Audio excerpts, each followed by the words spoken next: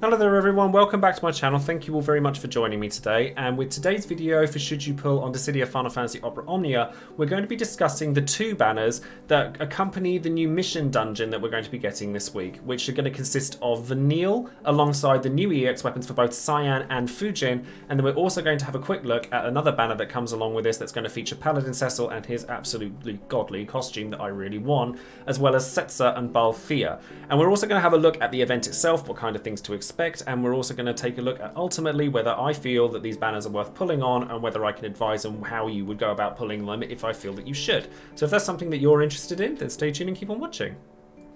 As always guys, don't forget to check out all of the social media links in the description box below, including Twitter, Twitch, Discord and Patreon. On Twitch this week I'm going to be calming down a little bit when it comes to streaming, just because I've still been in and out of doctors and hospitals and all sorts of stuff this week, and I really do want to kind of restrict it where I can just so that I'm resting as much as possible, but I still want to cover this event, so I'll be doing that this Wednesday, and obviously my offline mode streams that I've been continuing to do on Sunday, so I would really love it if you guys would come along to that. And I did also want to quickly ask, with regards to content creation in general, how you guys feel about the times in which I post my videos for Should You Pull, and whether you think it's better that I post them now or at these times where it's like 2 days before the event or a day before the event like I had been doing previously. And then obviously with Twitch I'd also been doing them, I did one a little bit later for RCL's event, and the viewer count was just astronomically way higher than my usual one, so I wondered if perhaps that had something to do with that. So let me know in the comments below what you think of that. Obviously with Patreon as well, I do give a shout out to one of my patrons at random so that I can give a huge thank you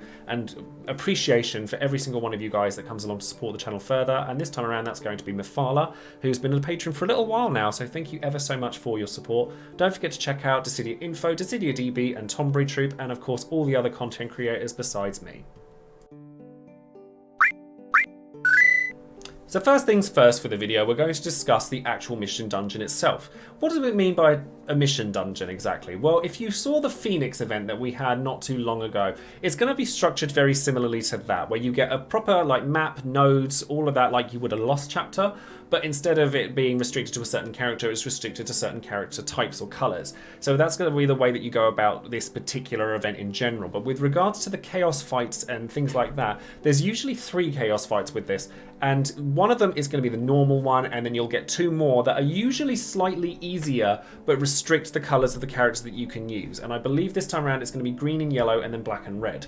So do correct me if I'm wrong on that one. But the bosses that we're going to be facing for these are going to be the Ankh Beasts and the Chimera Novas, which you'll recognise from Lan and Rain's last chapter and event, as well as Franz. Now, if you've fought these before, you'll generally know what to expect. So basically the Ankh Beasts will like rise and fall, and they'll do different moves depending on whether they're in the air or on the ground. And the Chimera Nova will attack more frequently and with a larger number of attacks the longer the fight goes on. And honestly, Wave 1 is the scarier one of the two, because they have a lot more health, they have a lot more capabilities to just turn around, smack you for tens of thousands of bravery, and then just kill you. So just be very careful with regards to who you're taking for that particular fight. The main thing that you're going to want to take along for these is going to be somebody with Dispel.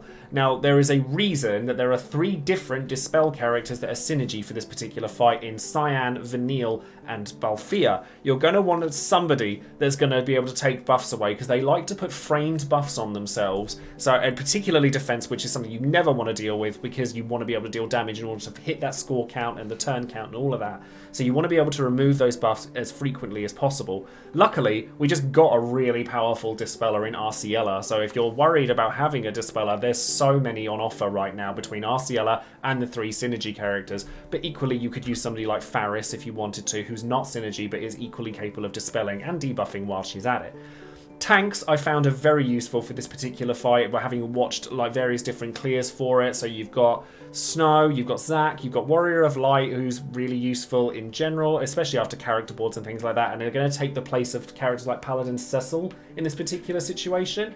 But if you've got Galoof, many of the attacks that the enemies use are actually physical, so he will dodge quite a lot of them, and the Ankh Beasts don't have their like unmissable instant break attack that they had during Fran's Lost chapter, so or at least as far as I could tell. So you're probably quite safe to take Galoof as well.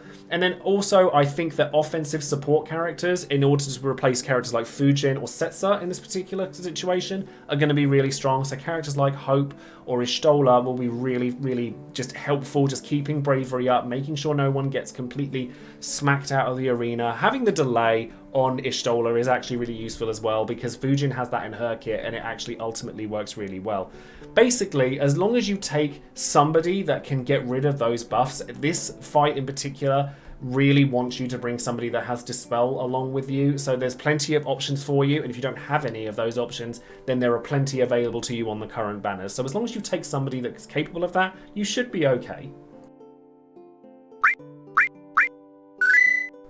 So now we come to the part of the video where we talk about anything new that we see coming from the banners themselves. So we're not going to be discussing Cecil, Vanille, Balthier or Setzer, because while all of their EXs are available during these banners, and that will factor into the should you pull portion of the video, only Cyan and Fujin get reworks, get EX weapons and EX realizations. And honestly, both of these characters are practically unrecognizable from their original kits. So we're going to start with Cyan. Now Cyan, originally, or before now, was bad. It was just bad. There was nothing really notable about him. He could do some damage and heal himself a little bit, but that was pretty much it. However, with his rework, basically what you had to do originally was you had to use his concentration moves, either Fang or Dragon, that would boost either his speed or his max bravery, and then those moves would transform into Bushido Fang and Bushido Dragon, which were just defense ignoring attacks, which defense ignoring is a thing, but it's not groundbreaking, like we've seen it before. Now, when you use either Concentration, Fang, or Dragon, you're still choosing one of those two options, so Speed or Max Bravery, but it now doesn't increase turn count, doesn't consume your ability use, which is really important considering how many ability uses he actually has, and it massively improves Bushido, Fang, and Dragon. So Bushido Fang triggers an HP attack after use, deals 50% HP damage to non-targets, and also dispels 3 buffs from the target. So that's actually really handy. And then Bushido Dragon is just a really strong single target attack that overflows up to 180% and also ignores defense. And then basically his 15 and 35 just raise the potencies of the various things that he's doing. He's just gonna get more damage, more bravery, more speed, depending on which version of the concentration buff you want. But basically he just hits really quite hard now and does dispel for the trouble, which he definitely couldn't do before. And then looking at his EX attack, he basically gets a Brave HP attack that also ignores defense. He also gets Samurai's Pride, which is a frame buff that buffs all of his offensive stats, so initial bravery, max bravery, and attack. And he also gets Brave HP attacks out of them, which is really handy. Like the HP attack plus ignores defense and is a 2-hit Brave HP attack, which it isn't too bad.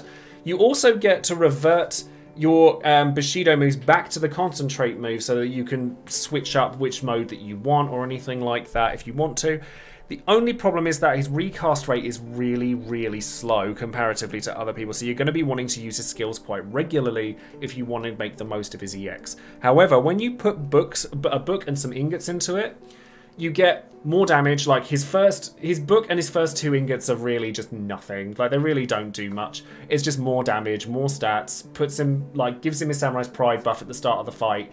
It's nothing special. However, at 3 out of 3, Tsubame Gaishi actually becomes pretty good. Like Tsubame Gaishi, when you're over 80% max HP, turns into a plus version of itself that hits harder, dispels all enemies for 3 buffs, and also cleanses party of all debuffs. So you get kind of a combination of Izuna and Dispel all at once, and also hits 5. Instead of being a 6-hit Brave HP attack, it's a 5-hit Brave HP attack executed twice, which has split damage, and it's nice. It's not bad. Like anything that has multiple HP attacks, I can at least give a look at because you're not worried so much about Brave leakage from support characters or anything like that. And it's a nice attack. It's not groundbreaking. Like there's nothing about Cyan that's like, oh my god, I absolutely must have Cyan, because there's other Dispel characters even in the banner, and Arciela we just got and is a much more massively supportive party-wide Dispel unit than Cyan is, but he does have a lot more skill uses than she does, so I'll give him that.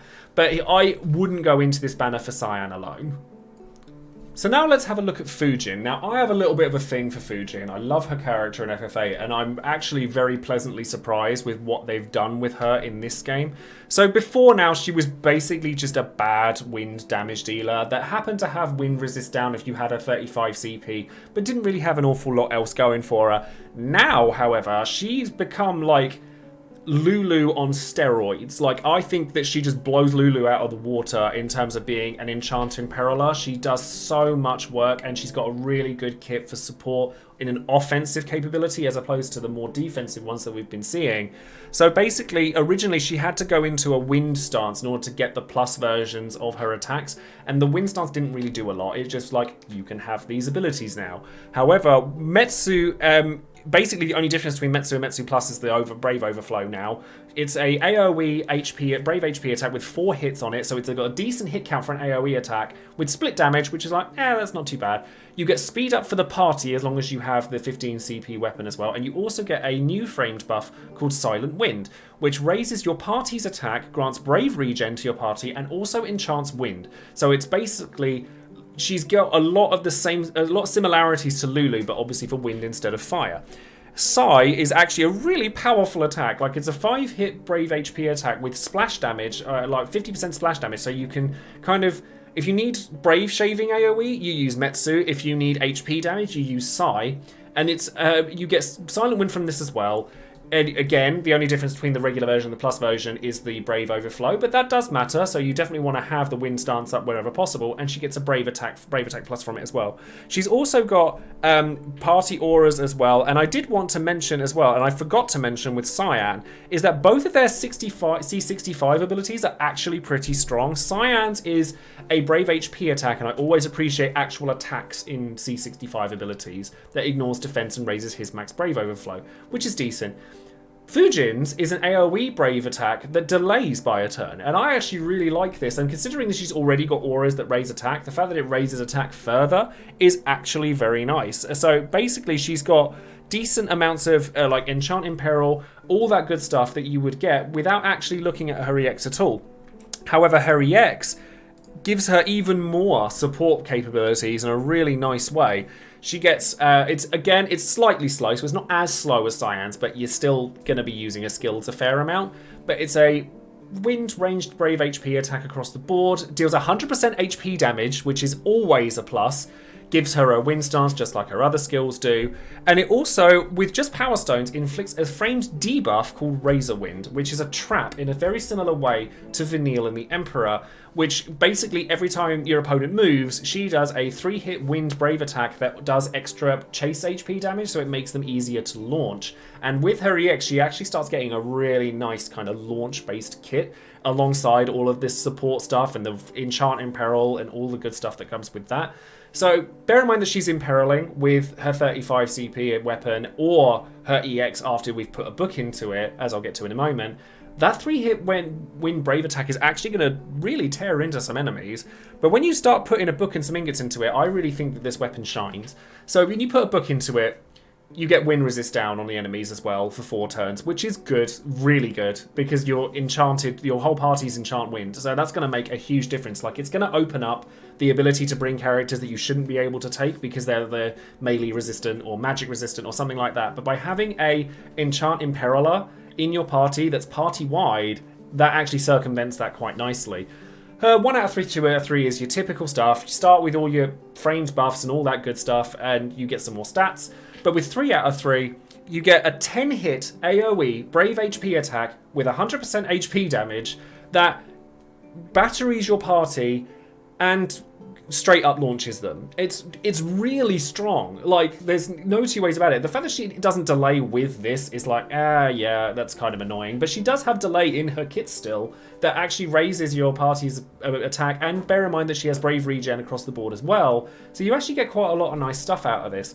You also get an HP attack plus, which doesn't sound like much, but when you read it, it's actually a really good HP attack. 3-hit wind Brave HP attack that party batteries. It's perfect for everything that she's doing. Is she busted? No, I don't think so. I think that if, like, there are other characters this month that are coming out that are I must have this character a little bit more than Fujin. I do think that Fujin is really, really good though, and I think it would be a real shame to just ignore her entirely. I actually also really like her sphere. If you're planning on like using Kefka when he comes around again, then this sphere is actually perfect for him, because when you do a crit, which is every time you're hitting a broken enemy, so it's regular, you lower all target speed with an aura, not a debuff, by 10% for 6 turns. So in a similar way to Faris's, and given that Kefka actually lowers speed quite a lot already, it's really good for him. And also, the other reason I wanted Fujin is because she is literally a perfect partner for Kais when he comes out later on in the month as well, because he's a launch-based character and does nice things to launches in general, and therefore Fujin just slots so perfectly in that team, and I think it would be a real shame to just miss her entirely. So now we come to the big question and the ultimate point of the video altogether. Should you pull on either the banner that contains Balthier, Setzer and Paladin Cecil, or the banner that contains Cyan, Fujin and Vanille? So we're going to start with Paladin Cecil, and honestly, I think his banner is good. Like, if you don't have any of these 3 EXs, you could throw a few tickets at it and see if you got lucky, but they're ultimately quite dated. All 3 of these characters were pretty good when they were released, and they're still usable now. But given how many really powerful characters are coming out this month, this is not the first banner that I would go spending tickets, certainly not gems on. I think that if you're struggling for a Dispel character, then there's 2 in the other banner in Cyan and Vanille, so you're better off pulling on that one, or you're better off pulling for Arciella. And honestly, there are just better characters than these 3 now. Cecil's still good, like he's just got his character board, he's got more overflow on his stuff, his HP attack deals more damage. It's nice, but why settle for good when you could have great? And then with Fujin and Cyan's banner, I really like Fujin. I really like Fujin, so I will probably be pulling for her, but I'm probably only going to use tickets on it for the same reason as what I said for the others. Cyan is okay. He's not somebody you go out of your way to pull for unless you are desperate for a Dispel-based character, because you should always have one, at least one. And I mean, I had all of them so far, and I've not gone wrong with them. I've purpled Faris, I've purpled Balthier, I already own Arciella and Vanille, and all of them work really well. But ultimately, if you're after a Dispel character, I'd probably still go for Arciella. Vanille, awesome sphere, still really relevant character. She's good, again, but she's also still a bit dated. The only real prize on these banners, in my opinion, is Fujin. But I want Fujin badly enough that I will throw tickets at this, and I think that she's awesome. And the only other thing I will say about all these banners and everything is that Paladin Cecil's costume was also released with this, and I really want it, I'm not going to lie.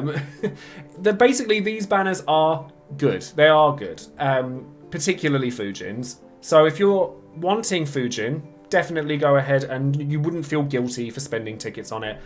But I wouldn't go gems deep unless you happen to, like, because this banner will still be live when Alphino and Kais are released, so you could wait for them to come out, see how lucky you get with them, and then come back for Fujin. That would be quite prudent, but I really want Fujin, so I'm going to tick it up. So that's going to be it for this video today. Thank you all very much for joining me, and I hope that this has given you a little bit of insight onto the 2 banners and the event itself, and ultimately giving you a bit of advice on whether you think that you should pull on these banners or not. Let me know in the comments below whether you plan to pull for any of the 6 characters that I've listed, or if you haven't, who you plan to take to beat the Chaos event itself. Like I said, I am going to ease up a little bit on content creation for the next week or so, because I'm not entirely sure what's going on with me at the moment, and I want to make sure that my health is where it needs to be before I start throwing myself back into it like full force again. But I will be about on Wednesday to complete this event, pull for Fujin, and hopefully spend some time with all you guys as well. So don't forget to like the video, click that bell for notifications, and of course subscribe to the channel, and hopefully I will see you all in the next video. Take care, everybody.